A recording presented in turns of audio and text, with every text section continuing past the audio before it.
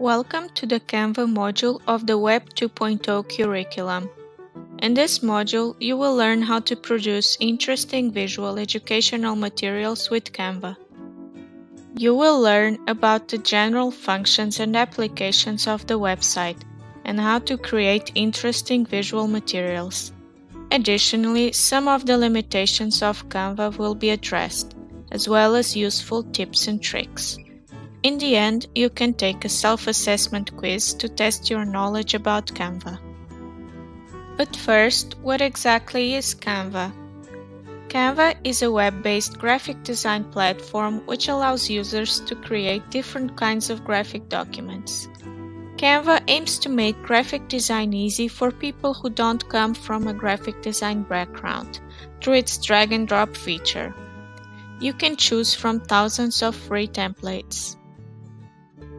In addition, it's possible to edit photos and to use CANVA's library of stock images, icons, and fonts. It's very easy to create interesting and good quality designs and educational material with free templates. What makes it special? Its user-friendly interface, which makes it possible to create professional-looking designs without the complexity of other graphic design tools. With this module, the participants will be able to name and recall the functions of CANVA as a tool for creating visual educational material. They will also be able to design quizzes and surveys about CANVA and analyze these results. CANVA can be used to create many types of graphic documents, including educational material. One of the many advantages of CANVA is that it offers thousands of free templates to choose from, which are easily customizable using CANVA's drag-and-drop feature. It is also possible to edit photos. To start using CANVA, you must register first. To do so, go to CANVA's website www.canva.com. Then, click on the Sign Up icon in the upper right corner.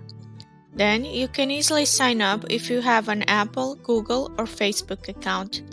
If you want to sign up with your email, click on the purple box that says Continue with Email. If you choose the last option, you can enter your email and click Continue. Then, you will be asked to enter your name and password. When you are done, click on Get Started. Now that you have created an account, it's time to work on your projects. When you log in, you will see CANVA's dashboard. You can either click on the Create a Design box in the upper right corner, where you can choose a type of design, or you can click on one of the suggested templates. You can also use the search bar to look for a specific type of design. Additionally, you can create a template with a custom size. To do that, you must click on the Custom Size box and enter the measurements you want your design to have. For the purpose of this exercise, click on the Create a Design box and pick an infographic. Now you have a blank document with the size of an infographic. You can select a template on the menu on the left. For example, you can write school on the search bar and you will get school-related results. Pick one, but remember not to pick any that are premium content, identified with a small crown.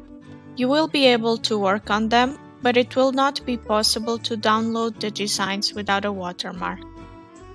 After you pick your template, you can customize it. On the menu on the left, click on the Elements tab. Again, you can use the search bar to search for specific elements or browse through the elements presented on the menu. You can also upload your own media to CANVA. To do this, you must choose the Uploads tab and click on the Upload Media box. You can customize the elements on your infographic. To edit an element, for example an image, you can left-click on it and then crop it, resize it, drag and drop it, or edit it. To do this, you must click on the Edit Image option on the upper menu. You can change the color of some elements as well. To do this, you must click on the colored square on the upper menu. If you want to select multiple elements, you can left-click on the elements you want while holding the Alt key. To add text, you must click on the Text tab on the menu on the left. You can choose whether to add headings, subheadings, or body text. If you scroll down this menu, you will also see professional-looking options of font combinations. It is also possible to change the color scheme of your design. For that, you can click on the Styles tab on the menu on the left. You can choose a color combination to your liking from one of the pre-selected color schemes, or create your own style.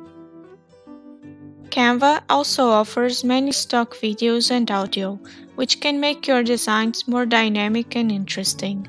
You can browse through the available options on the audio or video tabs in the left-hand side menu. Another interesting function of Canva is that it is possible to add charts to your designs.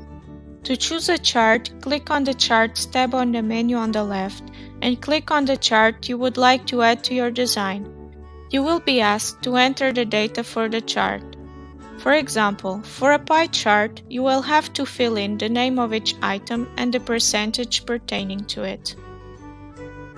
You can also customize the fonts in your designs. To do this, select the text box in your design and then choose a font on the upper menu. It's also possible to animate any kind of element on the template. To do this, click on the element and then choose the option Animate on the upper menu. It might not be immediately visible, and if it's not, you can click on the ellipsis to see additional options, among which Animate. Now that you have had the chance to customize your design, it's time to download it.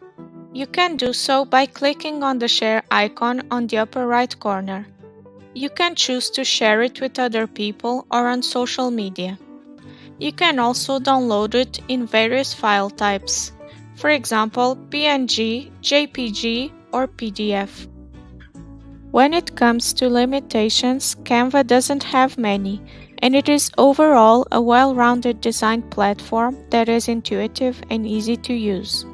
However, two of the limitations that can be pointed out are the fact that some features are paid and also the fact that Canva does not have local file storage, which means that the only way to access and edit the designs is on the website. Regarding tips and tricks, Canva has many keyboard shortcuts that can come in handy, as you can see on the presentation. Try them in your designs. This is the end of this module. We hope it was useful and clear. Now let's see what you've learned. You can now do the self-assessment for this module.